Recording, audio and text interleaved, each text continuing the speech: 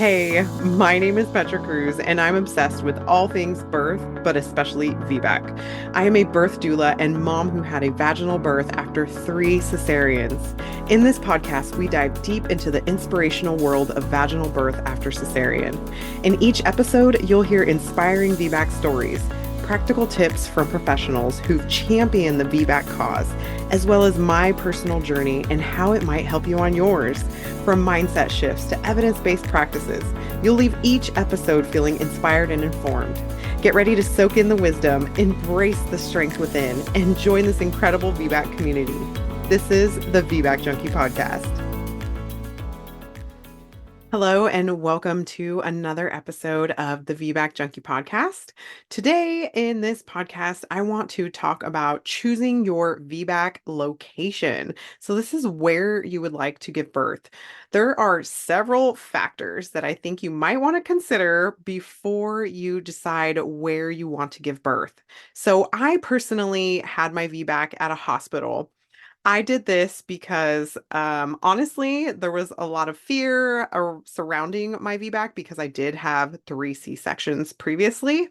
So I had actually wanted to plan for a home birth, but none of the home birth midwives in my area would take me on because I was too high risk. So I did plan a hospital birth with a doula.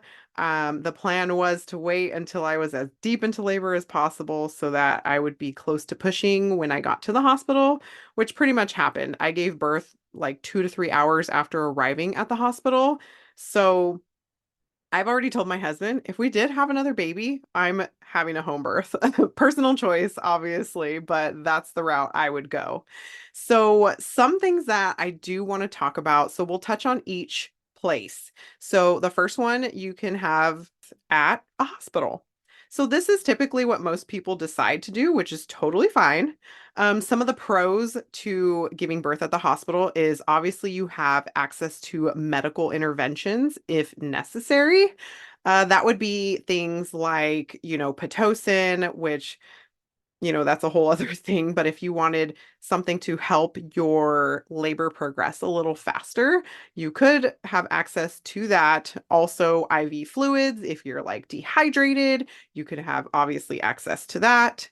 Availability of medical professionals and emergency services. If emergency does arise, then obviously you would have immediate access to that. You could get pain relief like an epidural or like Demerol, something to take the pain off, ease the pain off. Some places also have like gas, which can take the edge off of pain and kind of make you a little loopy. Not all hospitals have that, but that is one option. So some of the cons would be the fact that you have easy access to these medical interventions, such as Pitocin, such as epidural, because sometimes those actually can stall or just make your labor a little slower.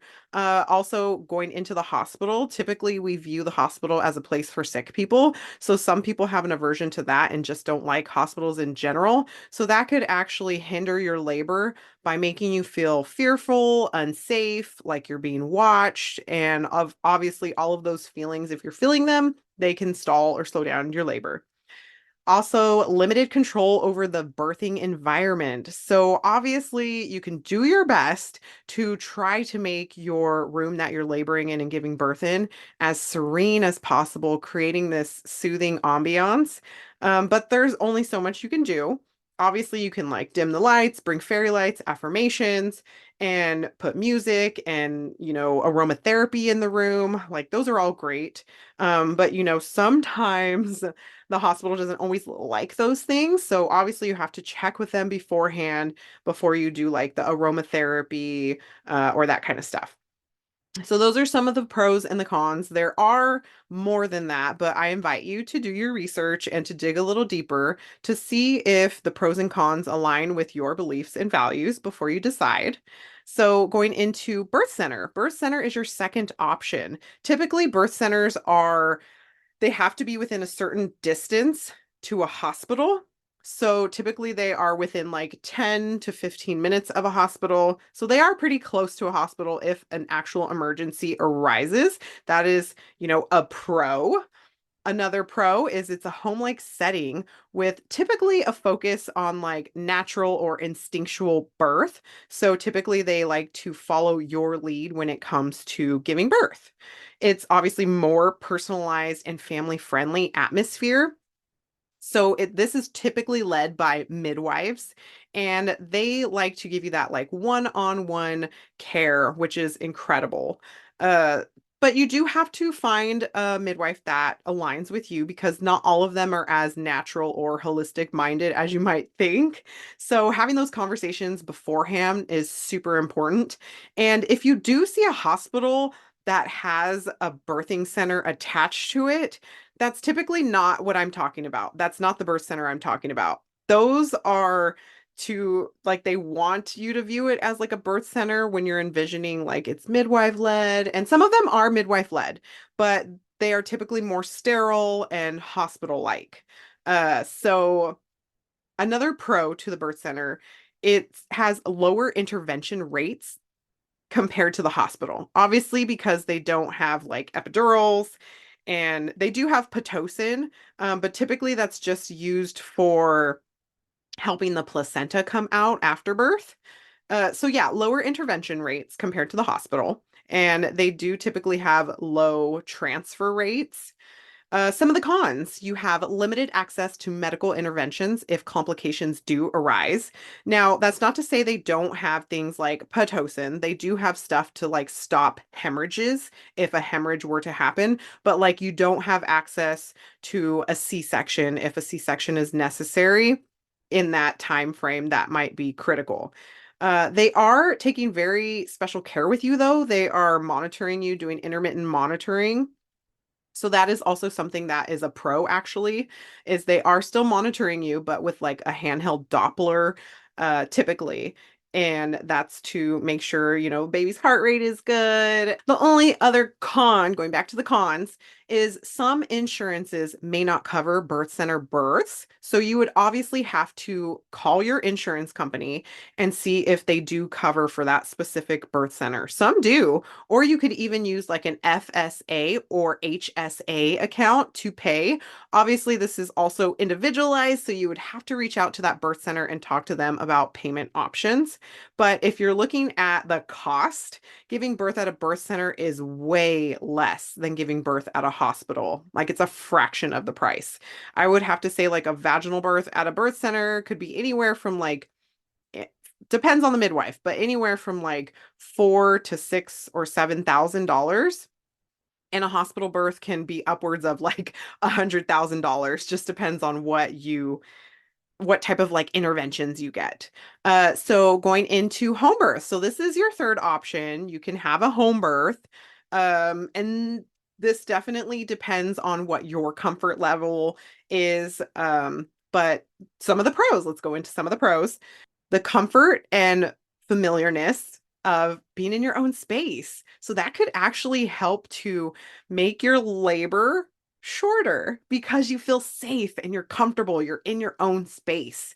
And obviously, lower intervention rates and potential for a more relaxed atmosphere because there's not going to be such easy access to all the different interventions. So also continuous support from like your chosen birth team. So only people that you choose are going to be in that birth space. And you have the ability to tell them, hey, wait outside the room while I am laboring. Because sometimes the more people you have, the longer your labor could be because you don't feel safe and comfortable.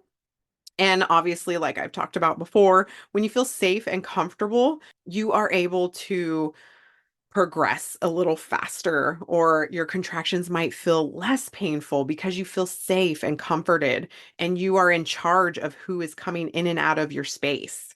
So some of the cons. Obviously, you have limited access to medical interventions and emergency services.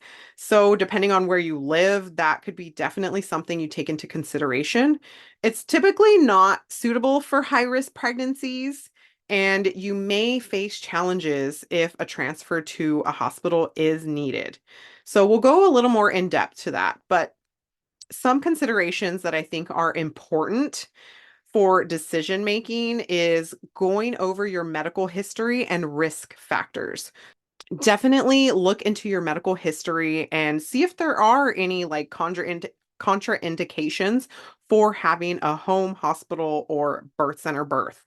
So that would be like if you have severe diabetes or, you have like a special scar, which that doesn't automatically take you out of having like a home birth or a birth center birth. Well, actually, a birth center birth, typically they don't take people with special scars. Just because the risk is a tiny bit higher for like uterine rupture or other things. So home birth you can. I actually just spoke to somebody who had a free birth after two C-sections, and her second C-section, she had a special scar, and she did have a free birth, which is a home birth, which hers was a home birth with no medical professionals there. It was just like her husband and her doula present. So that is also an option. I'm not telling you to run out and go do that, but if that feels like something you want to do, then, that's totally your choice. But just consider those factors, and your personal preferences and comfort definitely matters. So if you feel safe at home and hospitals give you so much anxiety that you are freaking out about having giving birth at the hospital, that might be a good option for you, but definitely dive into what exactly that would look like. Also, having a supportive birth team is key. Like if you do end up having a hospital birth, typically it's like who's on call that's going to be at your birth, plus your nurse, plus whoever comes in. And typically when you do give birth at a hospital, by the time you're in the pushing stage, there could be anywhere from 6 to 10 people in the room watching you push this baby out. So take that into consideration too.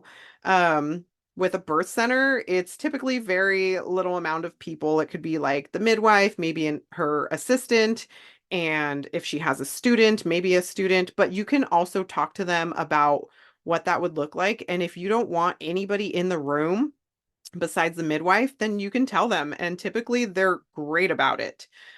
Same thing with like a home birth. So typically it's a midwife and she'll have like an assistant come in when it's closer to like pushing time.